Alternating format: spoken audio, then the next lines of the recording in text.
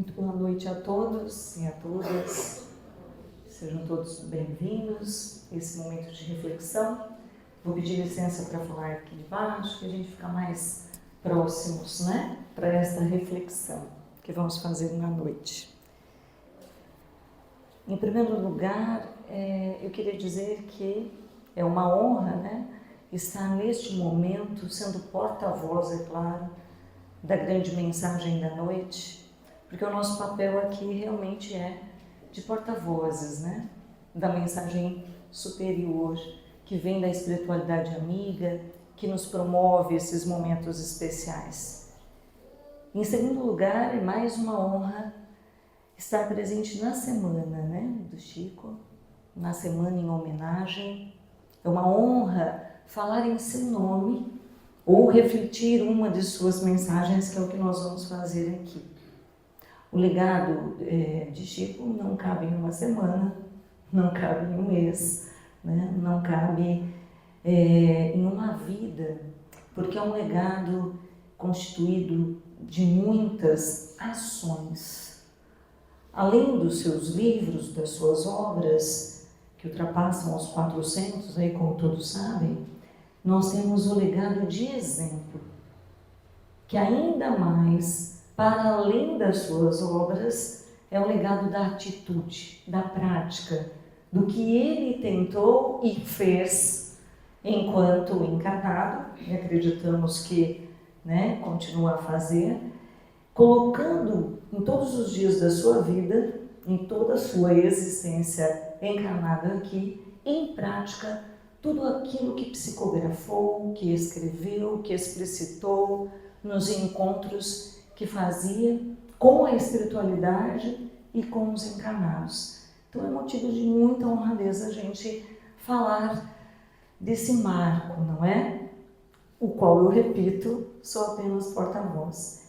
E como Chico propunha a nós o estudo, é o que nós vamos fazer na noite. Nós vamos estudar uma das obras, uma das psicografadas por ele, não é? Que, como vocês já veem em tela, é o livro Boa Nova, que na verdade foi intuído inteiro pelo espírito de Humberto de Campos e psicografado por Chico. Nós vamos, seria impossível falar da obra toda, porque ela tem inúmeros capítulos, nós vamos refletir em um capítulo específico, que é o capítulo 11, que fala sobre o Sermão do Monte. E vamos tentar aqui, humildemente, fazer uma associação do trabalho do Chico com o sermão pronunciado por Jesus, que está lá em Mateus e que todos vocês conhecem, independente de serem ou não espíritas. Em primeiro lugar, Humberto de Campos, para quem é espírita, é alguém muito conhecido, né? Está aí em todas as várias obras, está na presença, mas para quem não conhece, é antes de tudo um brasileiro, um escritor, morava, né, nasceu nas regiões do Maranhão, morou lá durante muito tempo, presidiu uma das cadeiras da Academia Brasileira de Letras, é autor de vários poemas, vários livros e reconhecidíssimo por inúmeras obras que foram psicografadas por Chico, tá bem? Só para fazer um preâmbulo aqui na nossa fala, tá bem? O Sermão do Monte, a gente separou uma foto aqui para vocês, né? Bem tradicional, bem lá de trás, de onde fica esse Sermão do Monte, onde Jesus se sentou e pronunciou um dos mais belos textos conhecidos por todos nós, né? Ele fez ali nós vamos ver que Emmanuel chama essa obra, né? Chama esse feito de Jesus como a sua plataforma, né? Como se a gente fosse pensar no governador da terra como a sua plataforma de governo, se nos permite assim. Hoje, nesse monte, a gente tem uma capela católica que foi construída em 1939 com a ajuda do governo italiano na época, e é uma capela que recebe milhares de pessoas, tá? Bem mesmo na região. A capela em si não é grande fisicamente, mas o monte, o espaço onde ela está, assim como nos tempos de Jesus, quando ele fez o seu pronunciamento, é também um espaço de recepção de muita gente, tá? Fica realmente ali em Israel, muito perto de Cafarnaum, como a gente já ouviu falar muitas vezes, tá bem? Só para situá-los de quem e de onde nós estamos falando, né? Quando a gente fala em Boa Nova, e aí o título do livro, a gente imagina boas notícias.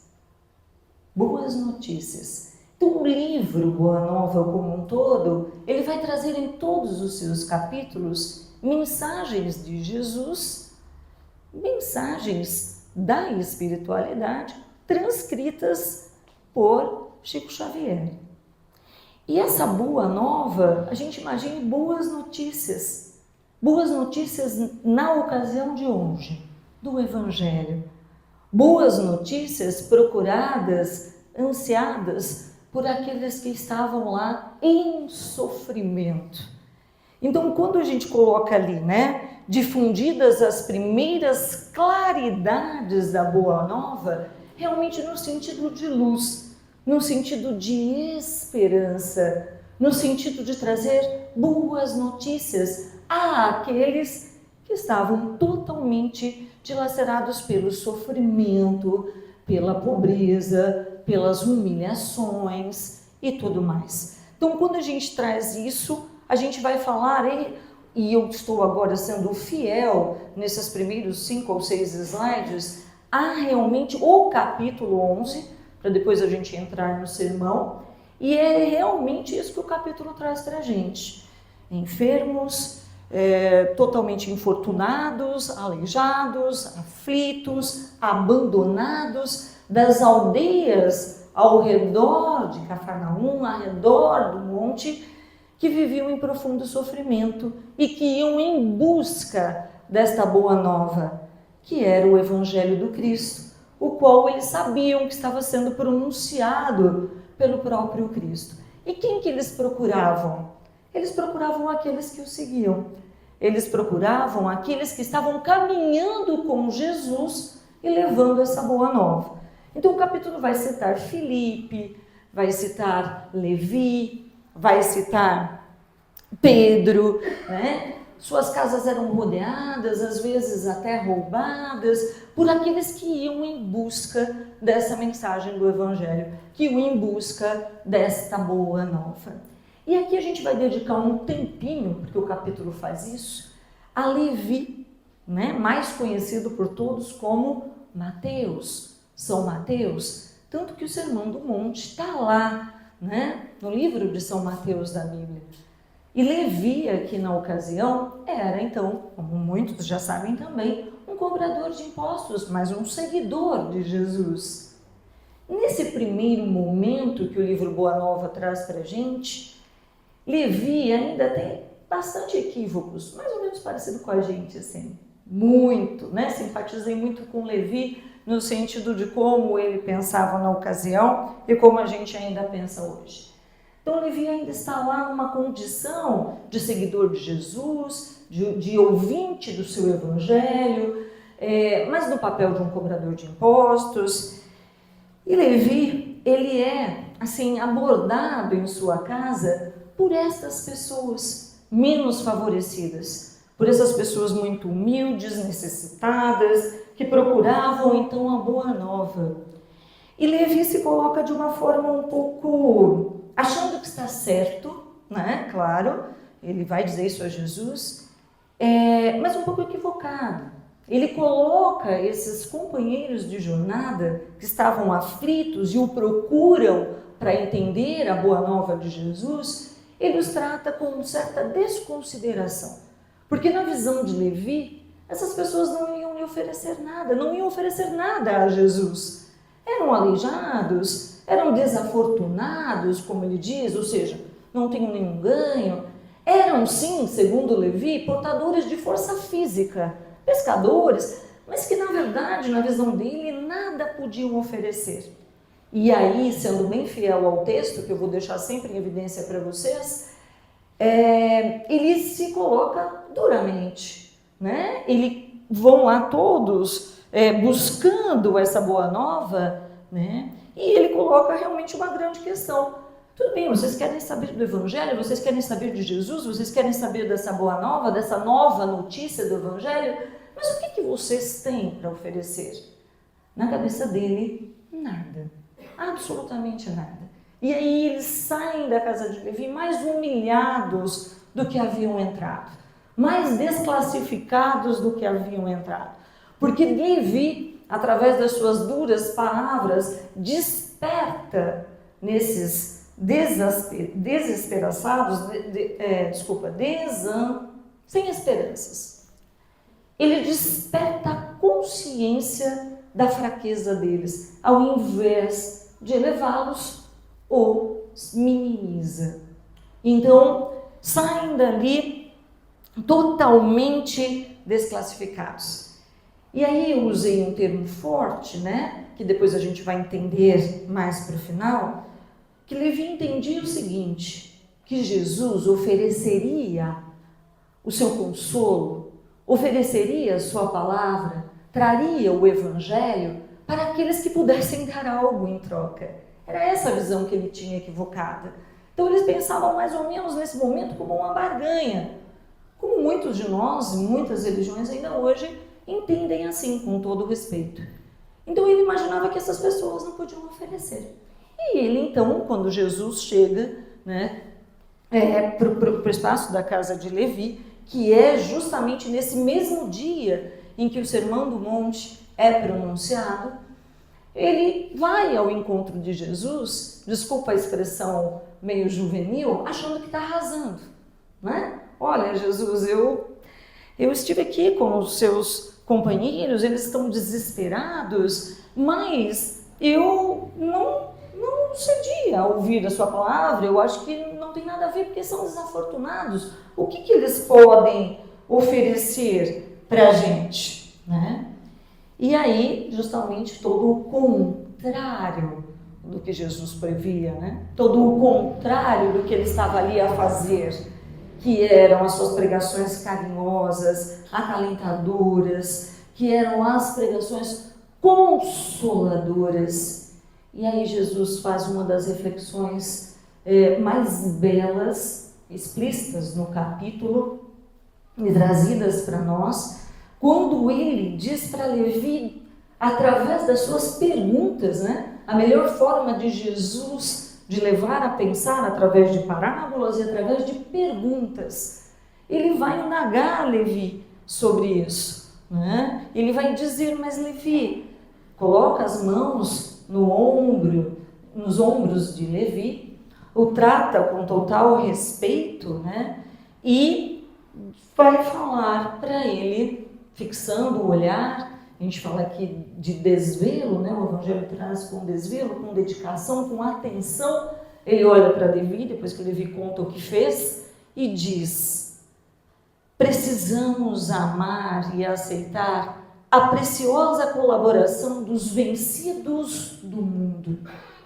Ou seja, daqueles que não têm nenhum consolo ou alento. E olha a reflexão de Jesus, porque os vencedores do mundo não precisam da boa nova, não precisam neste momento, ou pelo menos acham que não, desta palavra. Então ele diz, os vencedores da terra não necessitam das boas notícias.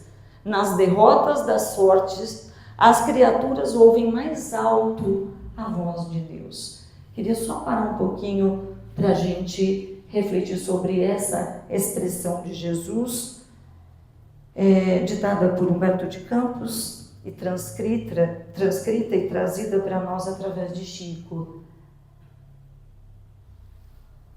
Nas derrotas da sorte, ou, vamos ler, os sofredores, essas criaturas, eles ouvem mais forte a voz de Deus. Então a gente se equipara nesse momento, não é? Que diante da dor e do sofrimento é que nós vamos em busca desse consolo. Então esses eram os mais apropriados a ouvir. E aqui rapidinho, só fui deixando o texto com fidelidade, mas a gente vai passar rapidinho por aqui. Ele coloca para Levi, se Levi imaginava, através de perguntas, que então quem deveria ouvir essa palavra? Seriam os soldados romanos? E aí ele faz uma reflexão para Levi dizendo assim, imagine esses soldados entrando em Cafarnaum e tentando ouvir a mensagem do Evangelho, Levi. Como eles procederiam? Eles seriam gentis? Eles viriam ouvir? Para que eles usariam? Uma vez que imaginam que apenas os seus ganhos materiais equivalem, que apenas os seus ganhos, os esforços deles estão voltados para o extermínio, se for preciso, para levar a ferro e fogo, em que eles contribuiriam? Então, se você está achando que os pobres, os desafortunados, os humildes, os aleijados, os leprosos não devem ter contato com a Boa Nova, esses que você imagina que tenham, esses não estão interessados e nem necessitados nesse momento. E talvez, por não estarem enfrentando esta dor, não estão prontos para a audição da Boa Nova, não estão almejando a Boa Nova. E é claro que conforme Jesus conversa com Levi, ele vai situando, né? Vai caindo a ficha de Levi, ele vai percebendo, e aí muito emocionado ao lado de Pedro, e muito até desconfigurado, diz ali pra gente a literatura, ele se coloca em total estado de humildade, entende o que Jesus estava dizendo, e Jesus ainda complementa o que eu serei fiel aqui na leitura. O leito de dor, e aí a gente vai se identificar bastante, não é? O leito de dor, a exclusão das facilidades da vida, ou seja, o sofrimento, a incompreensão das pessoas mais amadas, ou seja, os excluídos, as chagas e as cicatrizes do Espírito são luzes que Deus acende na noite sombria das criaturas. E olha que ainda mais ele diz, até que a esponja do tempo absorva as imperfeições terrestres, quem pode triunfar nessa boa nova são os desesperados. São os que buscam de coração a mensagem do Cristo. E são esses que vão subir ao monte das bem-aventuranças, como é chamado esse monte, e vão ouvir Jesus durante o crepúsculo deste dia, onde ele conversa com Levi, onde Levi atende aqueles que o procuravam. E são esses que formam ali uma grande multidão, para o momento, para a época, que se colocam diante do monte e que Jesus se senta a falar sobre as bem-aventuranças. Então, o capítulo vai trazer isso para todos nós. Patrícia, além do fato de Chico ter psicografado esta obra, onde mais a gente vai enxergar a atuação desse espírito deslumbrante, maravilhoso, que viveu entre nós e vive com certeza? A gente vai enxergar em inúmeras das falas de Jesus dentro das bem-aventuranças que a gente vai falar rapidinho agora. Nós não vamos falar de todas porque o próprio capítulo, o qual o Chico psicografa, não as traz. A intenção é mostrar neste capítulo o auxílio a quem mais precisa. E aí, conforme a gente vai estudando o capítulo e vendo essas bem-aventuranças e vendo esse pronunciamento de Jesus, a gente vai vendo a presença de Chico na sua atuação terrena. Como disse hoje, o Marco Maiuri, não é nossa intenção endeusar Chico, de forma alguma, porque ele jamais queria isso.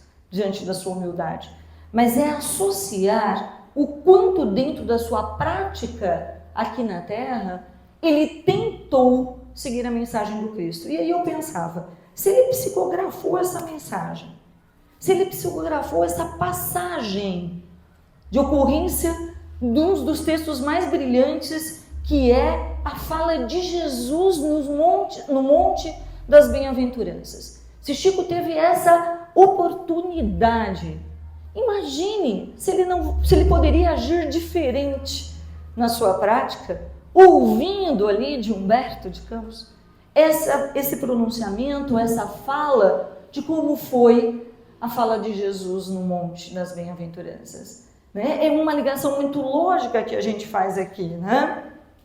E para terminarmos essa primeira parte, a gente diz o que Jesus ainda termina dizendo a Levi: é necessário amemos intensamente aos desafortunados no mundo. E a gente pode ir um pouco além nessa frase, porque aqui ele se dirigia assim àqueles miseráveis, àqueles que não tinham ganho, que não tinham do que viver. Mas muitos milionários são desafortunados. Então, quando ele fala de desafortunados, ele não se dirige apenas à condição financeira e material, também. Mas ele se coloca à condição de pobreza espiritual que muitos de nós vemos e viremos. Esse é grandioso demais, essa fala de Jesus como todas. E aí, essas criaturas se sentam. E o Evangelho, Humberto vai trazer para a gente ali quem eram essas pessoas. Está ali no texto, né? Velhinhos trêmulos, ele vai trazer lavradores simples e generosos, mulheres com seus filhos, muitas vezes doentes, eram cegos, eram homens maltrapilhos, tomados por doenças, que estavam ali ouvir. Eram corações desditosos, ou seja, corações infelizes naquele momento com a condição que estavam. E aí, muitos historiadores e muitos estudiosos falam que Jesus pronunciou por várias vezes esse Sermão do Monte, não só naquela ocasião. Ele foi em pronunciamento desse sermão por vários lugares, né, levando essa boa nova e repetiu esse conteúdo, tá? E diz também a literatura que Levi foi um dos responsáveis, porque ele acompanhou Jesus durante esses 3 anos e Levi fazia anotações. A série, né, que está em exibição aí na Netflix, mostra o papel de Levi fazendo anotações enquanto Jesus falava desesperadamente. E aqui a literatura traz para a gente que realmente ele fez uma compilação de tudo que ouvia, principalmente do Sermão do Monte, que ele ouviu com muita propriedade depois dessa lição de Jesus, e compilou ali, então, no Evangelho de São Mateus, conforme nós já falamos, tá? Muito bem. E agora vamos. Isso tudo é introdução, né? Tem gente já cansada. Não, era só para a gente se situar, né, da grandeza desse texto. No livro O Evangelho por Emmanuel, também psicografado por Francisco Cândido Xavier, ele traz ali no capítulo 25, se não me engano, uma fala onde ele coloca o seguinte: o Sermão do Monte, ele foi a plataforma do Cristo. Com todo o respeito à grandeza do sermão, é como se hoje um candidato a governo do Estado ou do país tivesse a sua plataforma, o seu guia, o que ele pretende para os habitantes. O nosso governador planetário, Jesus Cristo, coloca dentro do Sermão do Monte a sua plataforma. Ele reuniu ali, como o texto diz, toda a sua proposta de transformação e regeneração humana, para que nós pudéssemos, então, usar desse precioso texto, né? Para que nós pudéssemos seguir em busca da nossa reforma íntima. É ali que ele estabelece o guia, o principal de tudo que veio nos ensinar. Por isso, né, que nós vamos ver a participação de Gandhi aqui, ele coloca, né, que mesmo que todos os textos do mundo se perdessem, se o Sermão da Montanha se mantivesse, o Sermão do Monte, nada teria se perdido. Tamanha a propriedade e a grandeza desse sermão. E aí, Emmanuel transforma isso como plataforma do Cristo neste livro transcrito por Chico. Jesus teria declarado todos os princípios que nos sustentam, todos os princípios e todas as ações que ele pretendia para o planeta. E aí ele coloca, ele teria trazido a iluminação das nossas consciências. E por isso boa nova. E por isso a melhor das notícias. É como se, diante de todo o desconsolo, a gente ouvisse, então, aquela palavra, aquele direcionamento. E agora, ao falar de alguns dos seus princípios, nós vamos só fazer um preâmbulo rápido, para não adentrar muito a hora, que muitos teólogos, muitos estudiosos, muitos utópicos, têm uma dificuldade muito grande de entender o Sermão da Montanha. E a gente fala, como assim, né? É tão simples. Bem-aventurados, bem-aventurados, bem-aventurados. É muito simples. Mas esses teólogos, eles acham que isso é extremamente utópico. Por quê? Porque eles acham que os habitantes da Terra não têm condições de aplicar as bem-aventuranças descritas pelo Cristo. Então, que a plataforma do Cristo, que o seu desejo para o planeta, não se associa com a condição humana de executá-los, de colocar em prática.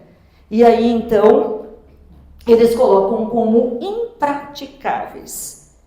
E aí a gente vai usar aqui um exemplo muito simples, que todo mundo conhece, né? Que é o exemplo de Gandhi, que não um cristão, porque em nenhum momento, quando Jesus fala das bem-aventuranças, quando ele fala no monte, em nenhum momento ele fala para cristãos apenas. Em nenhum momento ele diz, olha, me sigam, ou só os que me seguem é que estarão aqui. Em nenhum momento. Ele fala a todos, ele fala a todos aqueles que quiserem se identificar com aquilo que ele está dizendo. E Gandhi é um grande exemplo disso, né? Por quê? Porque ele associa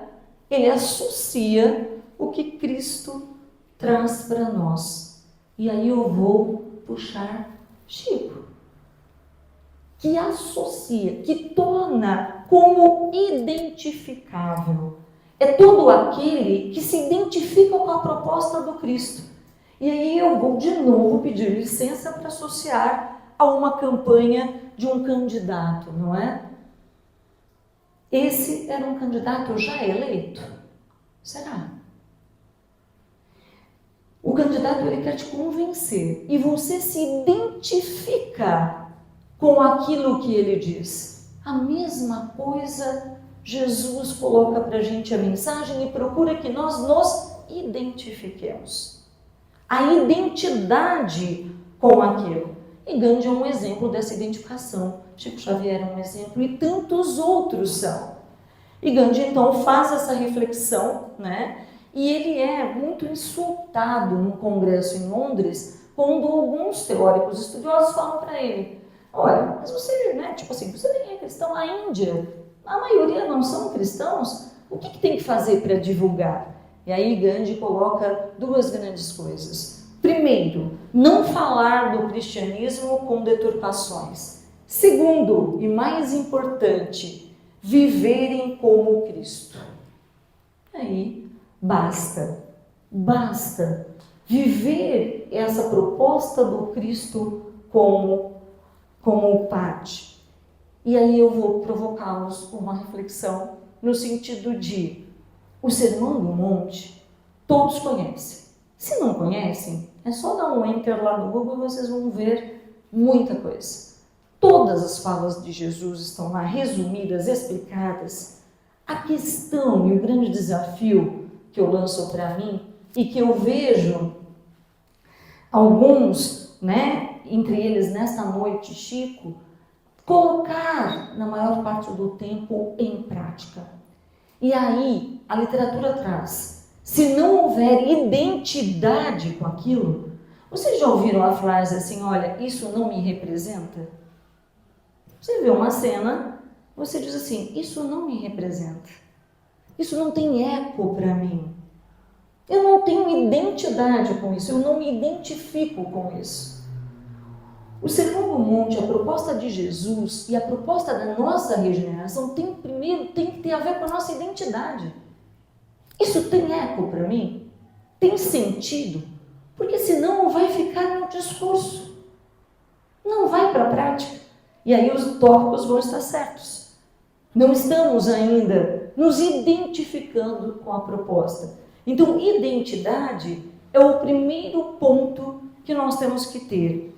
E eu me identifico. É quando a gente define que aquele conjunto de coisas tem a ver comigo ou não. E olha como é forte isso.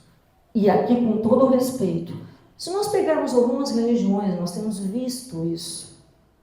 Algumas religiões que acreditam fielmente que a violência é uma forma. Eles se identificam, é o que eles seguem, ensinam para as crianças. Então a gente vê ali, muito facilmente, pessoas se explodindo, matando, em nome do quê? De uma identidade. É o que eles acreditam, é o que os representa. Percebeu como é forte? E aí, o que nos representa? Qual é a nossa identidade? Com o que nós simpatizamos e queremos colocar em prática? Por onde vamos? Esse é o grande caminho.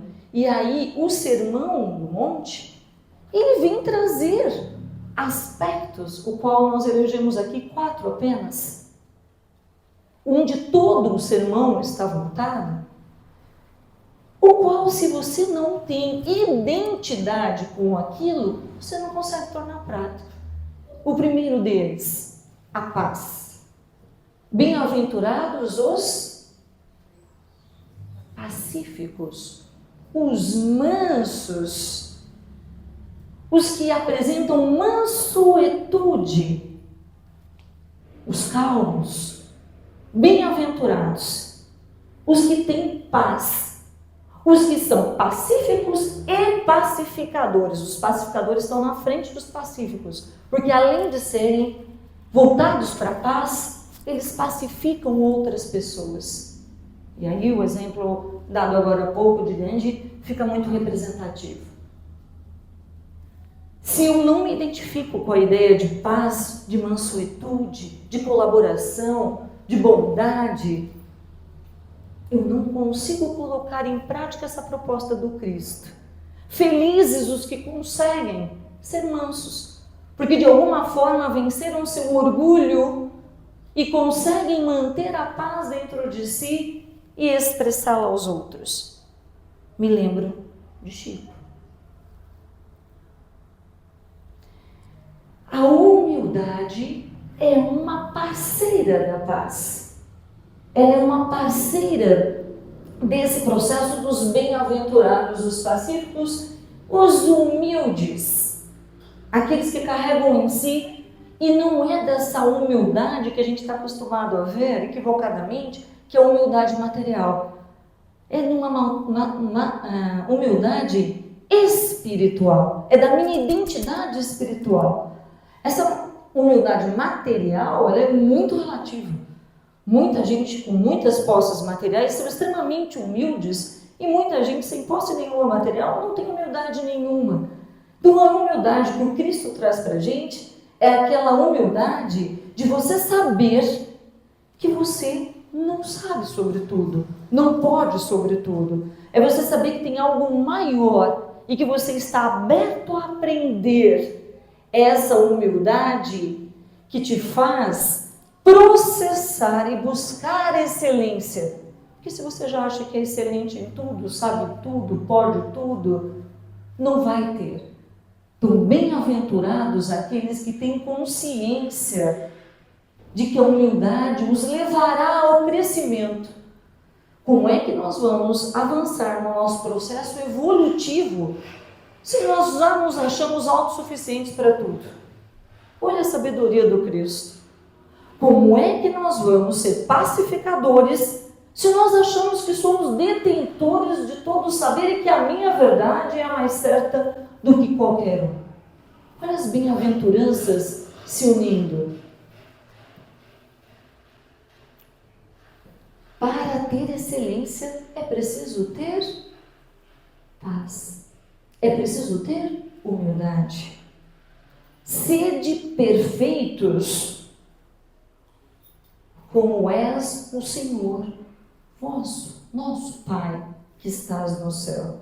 De que perfeição ele está falando? A perfeição do seu desenvolvimento, onde a humildade, onde a paz reinam dentro do seu processo. E aqui há uma analogia muito interessante do Haroldo, que é um palestrante, que ele fala especificamente sobre a humildade, e eu já vi isso em outras literaturas também, que humildade não é aquela coisa assim, ai, eu não sou bom, ai não, você sabe que é bom, você sabe no que é bom, e todos nós somos, porque a ausência da sua identificação também leva a uma doença psicológica. Mas é você saber que você não é bom em tudo, que você precisa se relacionar, que você precisa aprender, que você pode e deve e vai cair, que você não precisa ser o dono da verdade. É dessa humildade que o Evangelho nos traz. O terceiro ponto, da dor. Esse é um dos temas mais difíceis de ser encarado por toda a humanidade. E é o que o Evangelho, é o que Chico transcreve para a gente lá na mensagem inicial. Jesus diz ainda, bem-aventurados os que sofrem. E aí, se a gente falar isso para alguém que não entende muito bem, ou um ateu, ou alguém que tem uma outra visão, ele vai tripudiar, vai fazer perguntas. Vocês já devem ter vivido diante de pessoas que te perguntam, né? Mas por quê? Mas por quê? Se você é espírita, me explica por que morre uma criança de 3 e não morre? Mas por que eu perdi meu ente querido? Mas por que eu perdi tudo na vida? Se Deus existe, me explica. Porque a questão da dor, que Jesus define ali no texto inicial, que ele fala que enquanto a esponja do tempo, e diz ainda que as lágrimas dos sofredores molham a terra de esperança. Então ele coloca a dor com o seu processo de crescimento, o seu processo de despertar. Bem-aventurados os aflitos, bem-aventurados os que têm dor. E hoje, muito bem lembrado na palestra da manhã, o quanto Chico sofreu diante de todas as adversidades e doenças que ele viveu, e ele colocava essas como companheiras e amigas no seu processo evolutivo. Então ele entendeu a dor, ele entendeu a humildade, ele entendeu a paz, que é proposta para que a gente reflita. A dor é o supremo desafio da humanidade, a dor nos iguala.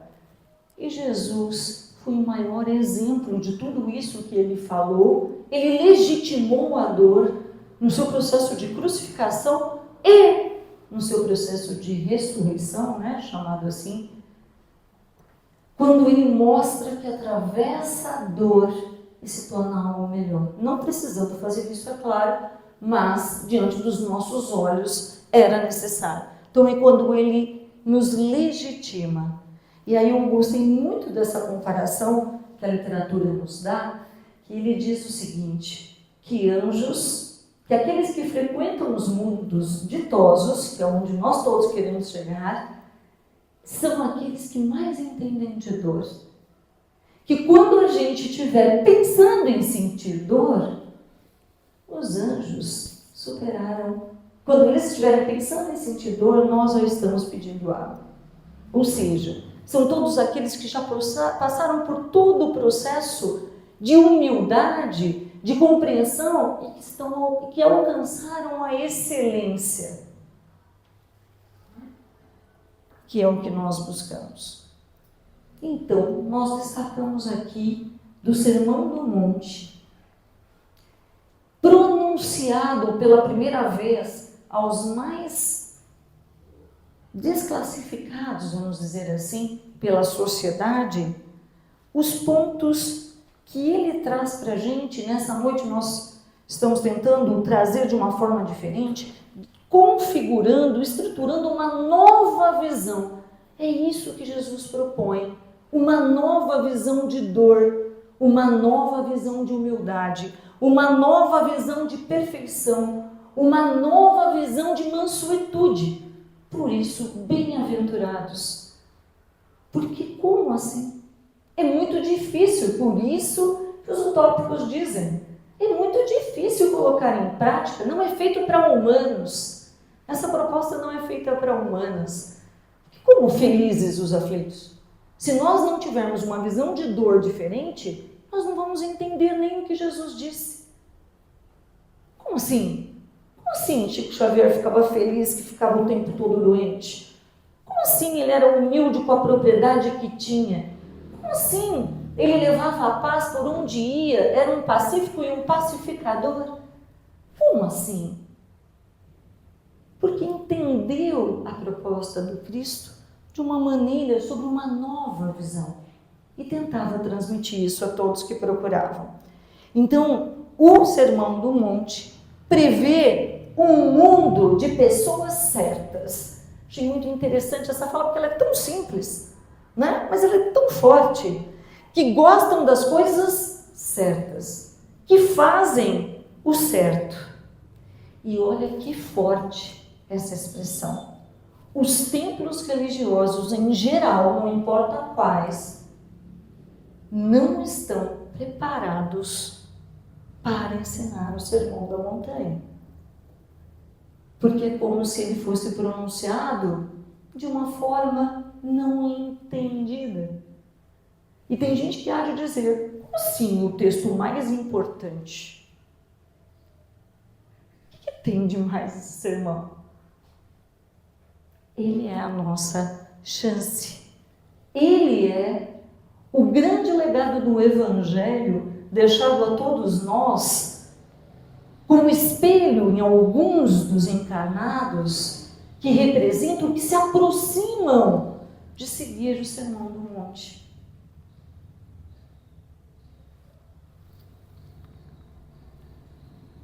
Aqui eu só citei, dos capítulos que o Evangelho segundo o Espiritismo vão definir para nós e que agora a gente pode ler de uma forma um pouquinho mais sublime. Acho que vocês perceberam, eu fui além de muitas partes, porque a gente poderia falar muito mais, A gente poderia dar exemplo aqui de muito mais, mas eu acho que o bastante está em nós compreendermos essa nova proposta do Sermão do Monte, de nós entendermos o significado de cada uma das expressões de Jesus, de nós entendermos que a proposta do Cristo para nós é a de alcance da perfeição, através da humildade que busca excelência, é de nós enxergarmos a partir de agora, estudando cada vez mais, é claro, esse sermão de uma outra forma. E aí, a gente traz o homenageado da noite dentro de algumas falas do próprio Chico e que representam exatamente o que a gente está buscando.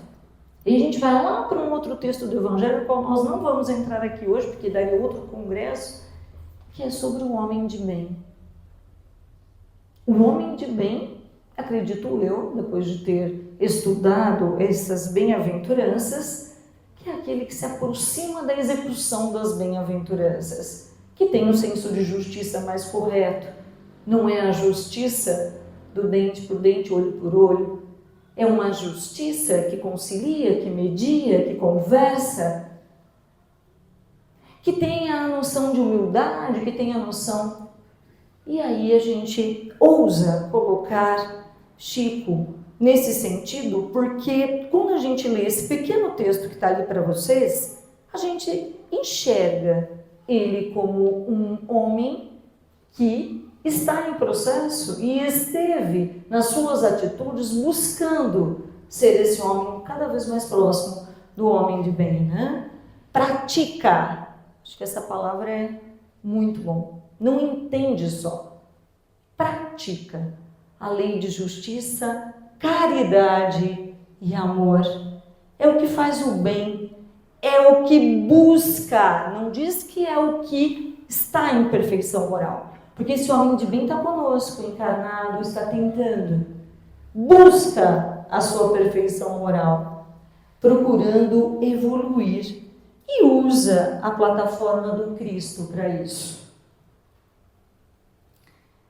O perdão, e aí outra bem-aventurança, né? Bem-aventurados os que conseguem perdoar e sentir a liberdade que é perdoar, né? E a gente tem essa dificuldade muito grande, que foi outra lição de Jesus. Se lhe ferirem, tudo aquilo que a gente já sabe. E aí ensina a liberdade, o quanto o perdão é um presente. E Chico, inúmeras, não daria para ficar aqui falando um dia, uma noite, sobre a sua proposta de perdão. Eu não sei se dá para ler, mas é uma fala do Chico muito sintonizada com a ideia de perdão. Quando alguém lhe magoar ou ofender, não retruque. Não responda da mesma forma. Não parece que é o Cristo falando para a gente? Perdoe, ofereça outra face. Apenas sinta compaixão. Olha que forte. Daquele que precisa humilhar, ofender e magoar para sentir-se forte. Deus, nem precisava falar mais nada, né? Olha que proximidade. E por último, ele traz para a gente o que nós temos que levar como lema, na minha opinião, mais um lema na minha opinião. Aos outros eu dou o direito de ser como são. A mim eu dou o dever de ser cada dia melhor. Que é a proposta, que é o que nós viemos aqui fazer. Que é o que está explícito por Jesus no Sermão da Montanha e em todas as suas mensagens do Evangelho. Mas é como se lá, naquele sermão, daquela tarde, ele tivesse levado exatamente um resumo de tudo isso. É como se ele dissesse: felizes vocês serão, participantes de um mundo ditoso vocês serão, quando perdoarem, quando entenderem a dor, quando forem humildes, quando forem pacíficos. Então, com toda a gratidão no coração, esta é a mensagem de Humberto de Campos, de Emmanuel, de Chico e, primordialmente, acima de todos, de Jesus para todos nós nesta noite. Muito obrigada pela atenção de vocês.